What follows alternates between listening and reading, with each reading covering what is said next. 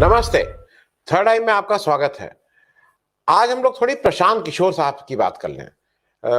एक नया नाम उनका मुझे और पता चला। मैं उनको अभी तक पीके जानता था, प्रशांत किशोर जानता था, अब पता लगा वो प्रशांत किशोर पांडे हैं। अब बिहार में एक थोड़ी मुश्किल ये भी है, मैं पांडे मान के चल रहा हूं कि वो ब्राह्मण हैं। बिहार में हालांकि थोड़ा पांडे भूमिहार भी हो सकते हैं, लेकिन मैं उनको ब्राह्मण ही मान के चल रहा हूं। तो अब वो पीके हो गए, प्रशांत किशोर हो गए, प्रशांत किशोर पांडे हो गए। उनका एक अभी बयान एक दो दिन से चर्चा में बहुत आ रहा है। जरा पहले उसको सुन लीजिए, फिर उस पर आगे बात करें। He is going to be the center of the Indian polity, whether they win, whether they lose, like it was for first 40 years for Congress. BJP is going nowhere. Once you secure 30% plus vote at India level, you are not going away in a hurry. So do not ever get into this trap that people are getting angry and they will throw away Modi. Maybe they will throw away Modi, but BJP is not going anywhere. They are going to be here. You have to fight it out for next many decades. जब वो ये कहते हैं कि BJP is not going anywhere, BJP gets about 30% votes, BJP Modi ji चले जाएंगे, इत्यादि इत्यादि, लेकिन वो एक चीज बार बार भूल जाते हैं कि अगर वो 30% के वोट की बात कर रहे हैं तो 70% वोट विपक्ष के भी थे। खैर, हाल के दिनों में एक नया मैंने चीज देखी, और ये मैं देख रहा हूं कि पीके जी जो हैं, ये राहुल गांधी हो या प्रियंका गांधी हो या कांग्रेस हो, उस पर बहुत हमलावर हो रहे हैं।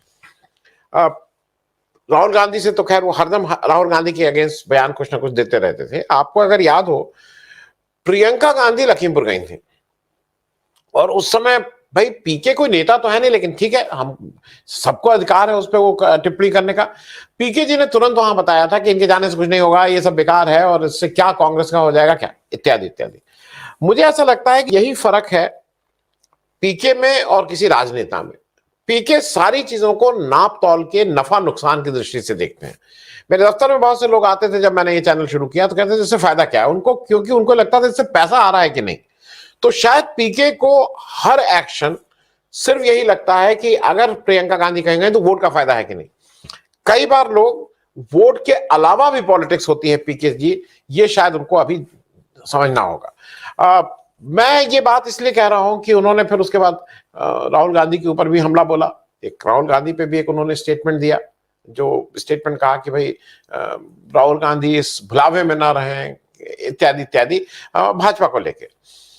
मुझे ऐसा लगता है कि प्रशांत किशोर साहब को अपना रोल, वो क्या करना चाहते हैं, ये डिफाइन करना होगा।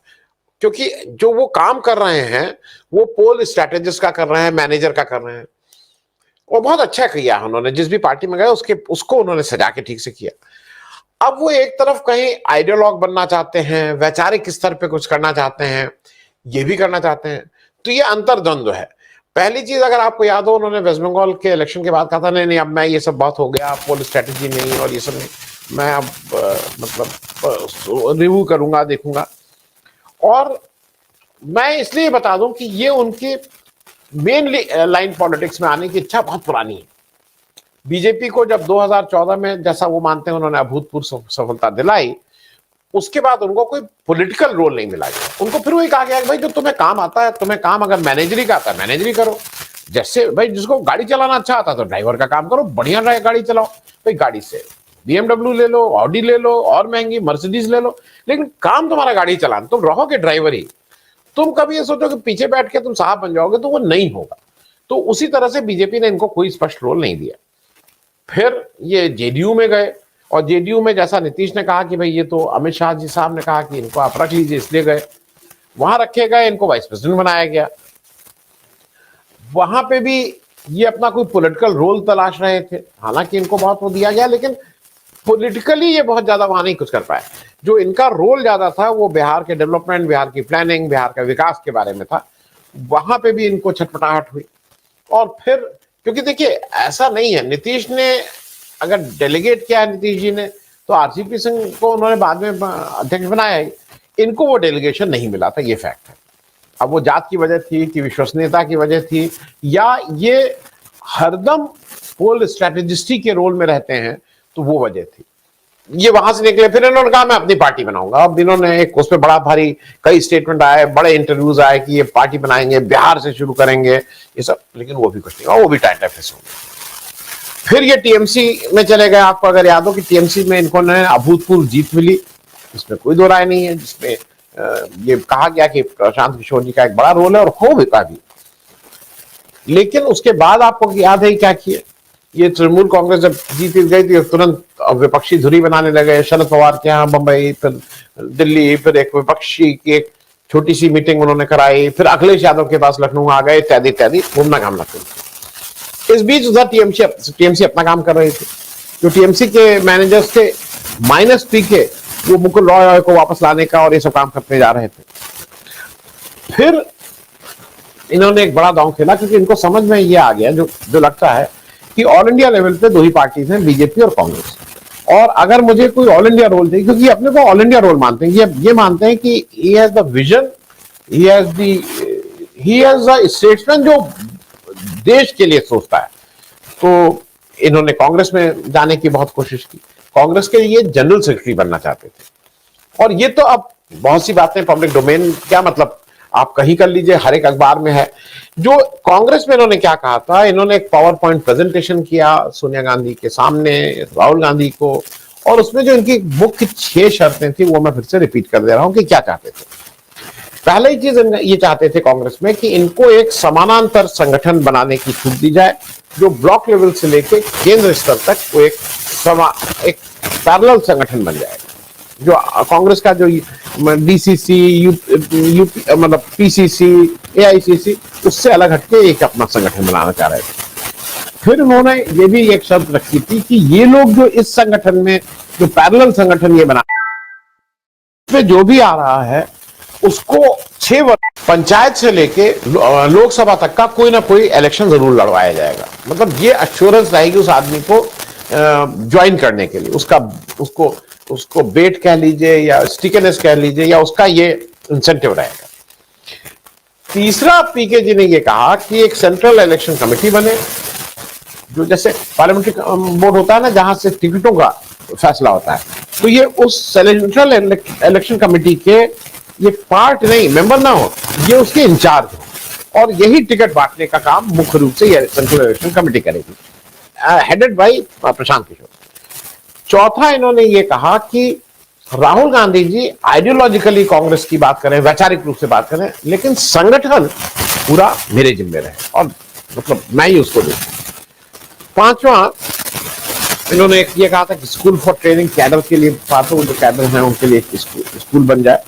और छठा, इन्होंने ये शर्त रखी थी कि विपक्षी एकता की कोई भी बात होगी, वो होगी तो उसका रिप्रेजेंटेटिव कांग्रेस का केवल मैं और मैं ही रहूंगा। तो वर्चुअली वो ये चाह रहे थे कि कांग्रेस के जो G3 के नेता हैं उनको किनारे कर लें, राहुल गांधी किनारे हो जाएं, प्रियंका गांधी किनारे हो जाएं, सोनिया गांधी किनारे हो जाएं, कांग्रेस का जो भी वो है वो सब लोग किनारे हो जाएं, वो केवल पीके की कांग्रेस हो जाए।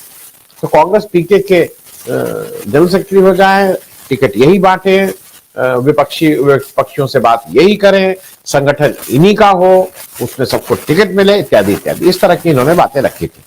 खैर वो नहीं हुई। अब अपनी ये जो खिसियाहट है, इनको कांग्रेस में नहीं लिया गया है। अब ये मुझे तो ये सिर्फ खिसियाहट लगती है, या कुछ और है, ये सोचने वाली बात होगी। क्योंकि अब जब ये वहां से बाहर निकले, जब ये सब मना हो गया, तो इन्होंने अब ये बीड़ा उठाया कि मैं कांग्रेस को तोड़ूंगा। सबसे पहले इन्होंने सुष्मिता देव, अगर आपको याद हो, उनको टीएमसी में ले गए, वहां पे उनको त्रिपुरा में भाई एक जरूरत थी, टीएमसी वहां एक वो है। दूसरा क्या है कि टीएमसी को भी एक ऑल इंडिया स्ट्रक्चर चाहिए, टीएमसी को भी एक नेशनल पार्टी होने के लिए 4 राज्यों में कम से कम उसकी प्रेजेंस होनी चाहिए, तो वो ये उस पे प्ले कर रहे थे। फिर अगर आपको याद हो, ये गोवा के जो फेलेरो साहब थे, उन्होंने साफ साफ कहा कि उनसे टीएमसी का कोई व्यक्ति नहीं मिला था। उन्होंने कहा कि मुझसे प्रशांत किशोर मिले, और इलेक्शन इज अ साइंस, और हम लोगों को उसी साइंस मिला, इत्यादि इत्यादि। इतने इंप्रेस हुए कि उनको टीएमसी ज्वाइन करवा दी। फिर ये कांग्रेस में एक ललितेश्वर त्रिपाठी जी हैं, उत्तर प्रदेश के, कमलापति जी के पौत्र या ग्रेट ग्रैंडसन या ग्रैंडसन है, अच्छे नेता, साफ सुथरे नेता, अच्छी छवि वाले, उनको इन्होंने तोड़ा, उनको ले जाके इन्होंने कहा अगरतला या त्रिपुरा कहां पे उनको कांग्रेस ज्वाइन करा दी, इत्यादि इत्यादि। मुझे ऐसा लग रहा है कि अगर आप ये देखिए कि मान लीजिए टीएमसी को स्ट्रांग करना चाहते हैं, अच्छी बात है। एक भी व्यक्ति आप देख रहे हैं कहीं बीजेपी से कोई तोड़ के ला रहे हैं। गोवा में तोड़ा तो कांग्रेस, त्रिपुरा तोड़ा तो कांग्रेस, यूपी तोड़ा तो कांग्रेस, आप बीजेपी को नहीं तोड़ना है। तो एक चीज ये भी देखने वाली है कि ये जो कहते हैं मैं विपक्षी एकता, विपक्ष एक जगह आ जाए, फायदा किसका करा रहे हैं। मैं एक उदाहरण दे दूंगा। एआईएमआईएम के पे और ओवैसी साहब पे ये आरोप लगता है ना कि वो दिखाती तो है कि हम बीजेपी के विरोध में हैं, लेकिन चुनावी इलेक्शन में वो ऐसा काम करती है जिससे बीजेपी का फायदा हो जाए। जो विपक्ष के वोट को वो एक जगह ना हो, मुसलमानों के वोट उसको मिल जाए और विपक्ष के वोट बिखर जाए और बीजेपी का फायदा हो जाए। उसी तरह से आपको क्या नहीं लग रहा है कि जो पीके ने अपना रोल कर लिया है वो कुछ कुछ उसी तरह का कर लिया है। दिखाने को तो वो बीजेपी के अगेंस्ट है, पर उनके इन सारे एक्शन से फायदा किसका हो रहा है? फायदा नेचुरली बीजेपी का हो रहा है। जब वो प्रियंका गांधी के ऊपर हमला करते हैं, जब वो राहुल गांधी के ऊपर हमला बोलते हैं कि नहीं नहीं ये नहीं है, तो फायदा किसका करते हैं? कुछ लोग ये कहते हैं कि वो सपा का फायदा करते हैं, लेकिन सपा का फायदा यूपी में हो सकता है, राष्ट्रीय लेवल पे तो वो कहीं ना कहीं बीजेपी का ही फायदा करा रहे हैं। क्योंकि देखिए कुछ चीजें बिल्कुल क्लियर हैं। ये कोई भी स्कूल कॉलेज की मैं बार बार बात करता हूं, यूनिवर्सिटी हो, कॉलेज हो, उसके प्रिंसिपल से उसका स्तर माना जाता है ना। कौन प्रिंसिपल था? अच्छा वो आचार्य नरेंद्र देव थे, अच्छा वो थे, ये प्रिंसिपल थे, इतने अच्छे प्रिंसिपल साहब आए हैं, इतने अच्छे मैनेजर से कोई स्कूल जाना जाता है, कोई किसी रजिस्ट्रार से कोई यूनिवर्सिटी जानी जाती है? आपने सुना है किसी रजिस्ट्रार से यूनिवर्सिटी जानी जाती है? कोई भी यूनिवर्सिटी। अभी एक बड़ी कंट्रोवर्सी हुई थी, वो जो गुड़गांव वाली यूनिवर्सिटी थी, अशोका यूनिवर्सिटी, उसमें किसको निकाला किसको रखा। देखिए आज राष्ट्रीय स्तर पे दो पार्टियां हैं, जो राष्ट्रीय स्तर पे मैं कहता हूं, एक बीजेपी एक कांग्रेस। बीजेपी की विचारधारा बिल्कुल क्लियर है, बीजेपी को इलेक्शन जीतना है, चाहे कुछ हो जाए। Election justifies their every action. अगर वो इलेक्शन जीत गए या इलेक्शन नहीं जीते तो तोड़ फोड़ करके उन्होंने अपनी सरकार बना ली, तो वो जस्टिफाई करते हैं इसको। ये उनकी विचारधारा है। और उसके लिए वो गोडसे के जो गांधी के हत्यारे थे उनको ही पूजा करने वाले, उनके मंदिर बनाने वालों को भी अपने यहां रखते हैं, और गांधी के सामने भी अब ऑफ लेट, क्योंकि उनको लगा कि गांधी के बिना वोट नहीं मिला, गांधी को भी नमस्ते करते हैं। लेकिन कांग्रेस इसके उलट, मैं इसलिए आपको बता दूं, ये क्लैरिटी अपने दिमाग में रखिएगा। कांग्रेस के इश्यूज को उठा रही है। कांग्रेस क्या वो सारे काम कर रही है कि सिर्फ इलेक्शन जीतना हो? चाहे वो पेगासस हो, चाहे राफेल हो, चाहे वो हाथरस हो, चाहे वो लखीमपुर हो, चाहे वो कहीं की बात हो, क्या केवल और केवल कांग्रेस चुनाव जीतने के लिए कर रही है? मुझे लगता है ये वैचारिक जो बातें हैं वो कांग्रेस प्रोवाइड कर रही है। कांग्रेस में मुझे नहीं लगता है, मेरे हिसाब से, कभी गोडसे के कोई जो गांधी के हत्यारे थे उन लोग यहां आएंगे और उनको बहुत फूलमाला पहनाई जाएगी। वो यहां आएंगे तो उनको बहुत हाथों हाथ लिया जाएगा। इस तरह का कांग्रेस में नहीं होगा। तो एक पार्टी है जो केवल, जिसका टोटल जो फिलॉसफी है वो चुनाव जीतना। एक पार्टी है जो अपनी वैचारिक रूप से कहती है, भाई वो चर्चा तो करती है ना कि शराब पीना खराब चीज है, वो चर्चा करती है कि नहीं इस पे खादी पहनना चाहिए, इत्यादि इत्यादि। मैं एक जल्दी से ये और कर दूं कि एक चीज अभी कल आज के पेपर में बहुत कस के आया कि अखिलेश यादव, बड़ी खबर, अखिलेश यादव जी इलेक्शन नहीं लड़ेंगे। मैं इलेक्शन से रिलेटेड है, प्रशांत किशोर का से बात नहीं है। अखिलेश यादव इलेक्शन नहीं लड़ेंगे। तो भाई साहब, कौन सा योगी जी लड़ रहे हैं, कौन सा केशव मौर्य लड़ रहे हैं, कौन सा दिनेश शर्मा लड़ रहे हैं, लेकिन प्रियंका गांधी क्यों नहीं लड़ रही, ये पूछा जाता है।